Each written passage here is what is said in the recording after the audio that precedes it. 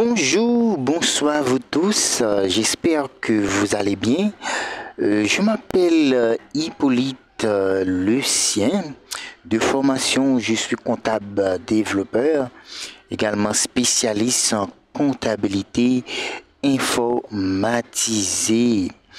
Aujourd'hui, sans faire une longue préambule, je vais vous présenter le sommaire sur l'introduction de la comptabilité générale. Alors, comme objectif, du coup, vous allez comprendre les principes fondamentaux de la comptabilité. Aussi, vous allez acquérir les compétences de base en enregistrement des transactions financières, apprendre à lire et à interpréter les états financiers de base, ainsi que les concepts de base de la comptabilité. Vous allez faire la différence entre actifs, passifs et même capitaux propres, revenus et dépenses et bénéfices, les différents types de comptes actifs, passifs, capitaux propres, produits et charges.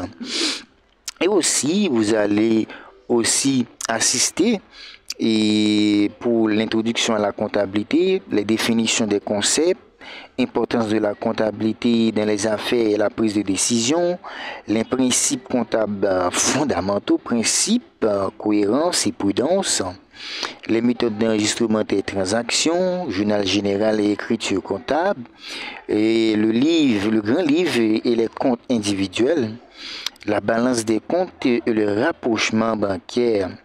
On va voir aussi les états financiers de base comme le bilan, structure, contenu et interprétation, le compte de résultat, structure, contenu et interprétation aussi, l'état des flux de trésorerie, structure, contenu et interprétation.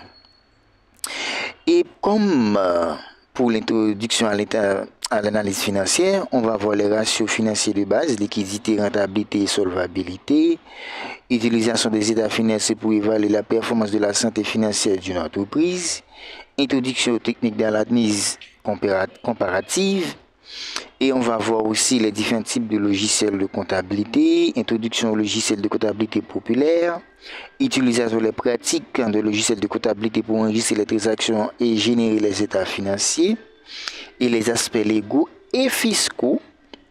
Ok, et comme pratique des exercices, on aura des applications de concepts à travers des études des cas réels, ça c'est important, résolution d'exercices pratiques pour renforcer la compréhension et travaux dirigés et discussions en groupe pour favoriser l'apprentissage collaboratif.